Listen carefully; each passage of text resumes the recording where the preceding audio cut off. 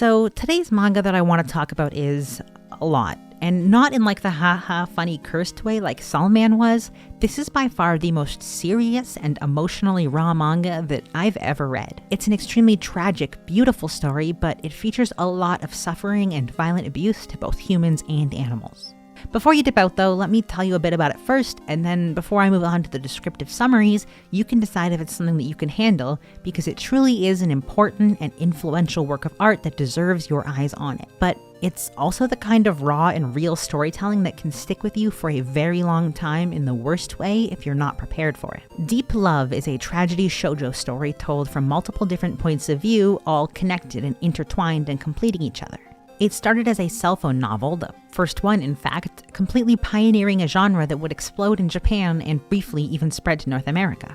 Cell phone novels were mainly targeted towards women and became a popular place for artists to anonymously express themselves on taboo or shameful topics, and the stories were told via text message where readers would receive chapters that were about 70 to 100 words long, presented in a more poetic way due to the character limits. This was 2003 when flip phones heavily limited SMS, remember? The popularity of the cell phone novel version of Deep Love led to a manga serialization in 2002 with 5 various spin-off POVs over the next 10 years, although unfortunately nothing was ever licensed into English. I can't say I'm surprised though, considering the subject matter and how intense it is. It is extremely progressive for its time, with aggressively loud in-your-face commentary on the AIDS epidemic, homelessness, crippling debt, and the stray pet epidemic that hit Japan especially hard. I'm going to give a fairly in-depth synopsis of the 2 main stories, but I really don't think that knowing what happens affects the way you'll feel about it or experience it when you read it for yourself,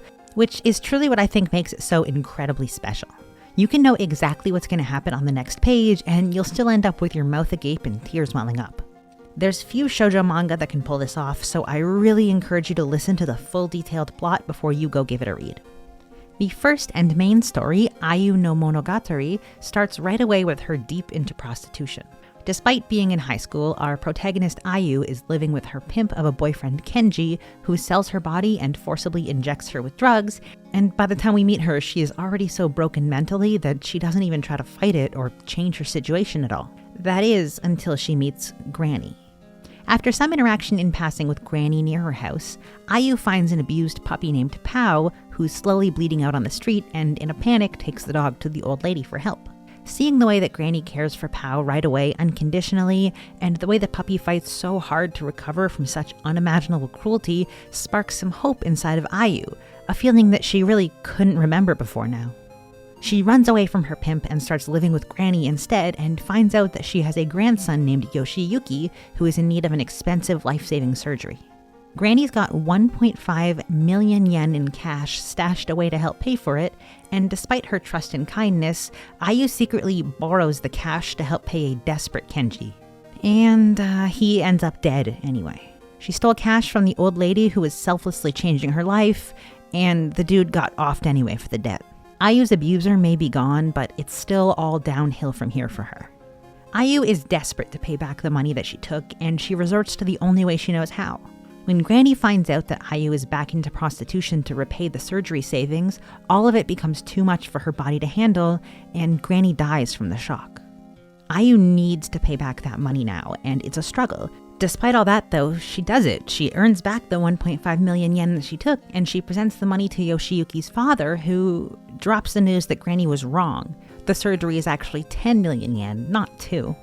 Ayu also grows closer to the grandson over this time, and they start falling in love without even realizing it. Yoshiyuki is a sweet, kind young man who actually treats Ayu like a human instead of the scum of society like so many others see her.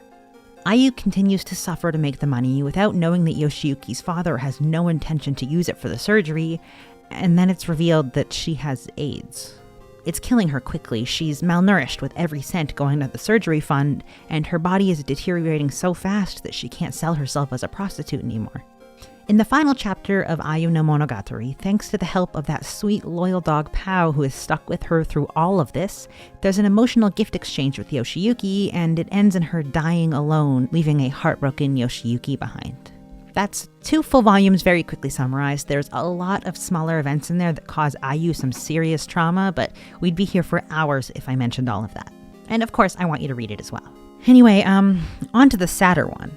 I cannot stress enough that you should skip the first volume of this specific story if you're easily upset. There are some very powerful messages about homelessness, debt, and animal abuse in this volume, and while I think it's beautifully and carefully told, I don't think Pau's story could ever legally be adapted into English. That's how extreme it is. There's much less direct animal abuse in Volume 2 of Pau's story, and it adds so much depth to Ayu and Yoshiyuki's story. Plus, in the author notes, they mention that Story 2 of Pau no Monogatari is what they really, truly wanted to publish the most of all, so if you made it through Ayu's story, but the first half of Pau's life sounds too intense, you can totally jump ahead to Volume 2. It is okay, and I encourage it if this is too much for you.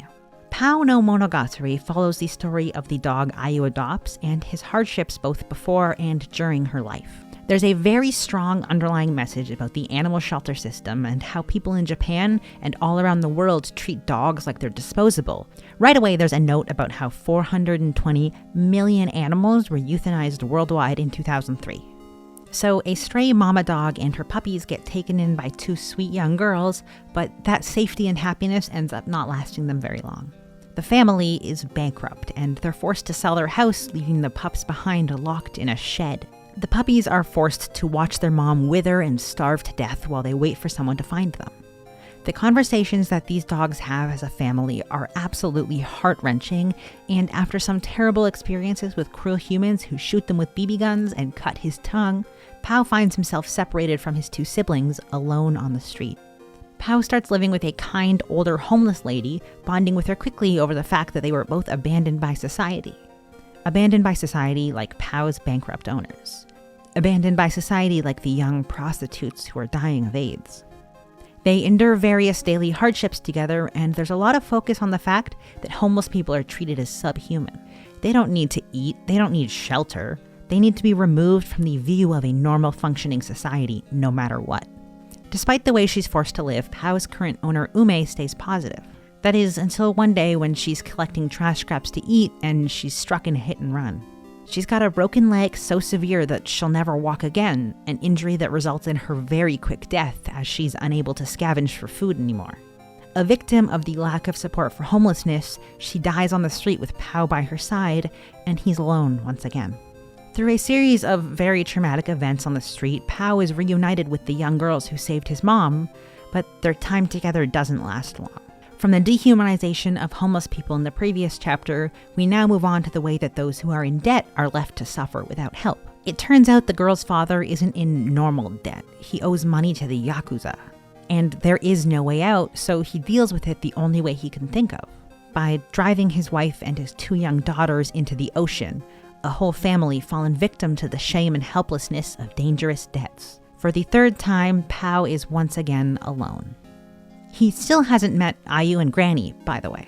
Pau, still a puppy, ends up in a shelter with a very high kill rate, reunited briefly with one of his lost sisters. This is the hardest chapter for me to read. The panicked narration from a group of scared, helpless, confused dogs who are mere hours away from death is so... I don't think beautifully written is the right way to describe it, but it is so well done and so realistic that I find myself rushing to get through it every single time I reread it. Victims of humans who see them as disposable, Pau asks himself why these dogs were even born if they were just fated to die.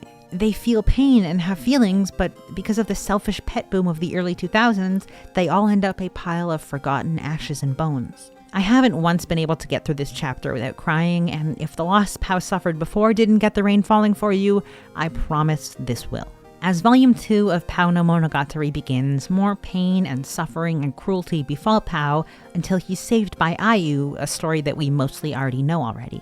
I won't go over that whole thing again. There's much less direct animal abuse in this volume though, like I mentioned before. The pain is more emotional instead of physical, so I really recommend Volume 2 as a companion piece to Ayu no Monogatari. It's filled with a bunch of new perspectives on her situation since Pau was listening and present for events that Ayu wasn't.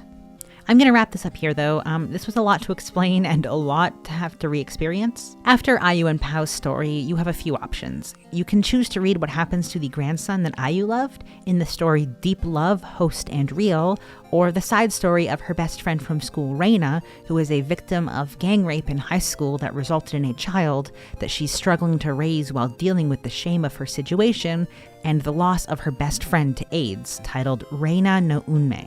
I really, really wish these would get some kind of localization, although I understand why they didn't at the time. Like I mentioned, the English markets in the early 2000s didn't have much room for stuff like this, and even now, I don't know if it's possible, but there's companies like Denpa out there who are scooping up these older titles, so that would be cool, I don't know shit about licensing, I just think these stories deserve to have a chance in front of a mature adult audience. The best order to read this story is all of Ayu no Monogatari, then either jump to volume 2 of Pao no Monogatari or 1 and then 2 of Pao's story, followed by Reina no Unme, and finally Host and Real. The manga is out there with a fan translation. It's quite easy to find since there's no licensor to go after it, though the image quality of the pages is really low. I don't know, I grew up watching anime and manga in shit quality, so it doesn't bother me, but it might take a little bit of getting used to. If you plan to read Deep Love, please come back and tell me what you thought of it, or yell at me on Twitter about how traumatized you feel. I've never had anyone to talk about this series with, and while it's a very difficult read, if you can handle it, I think it'll end up becoming something that you can recommend as well. It's really special, and it is really important both for its time and now. Thanks for hanging out. I'm gonna go cry while I edit this now, Bye.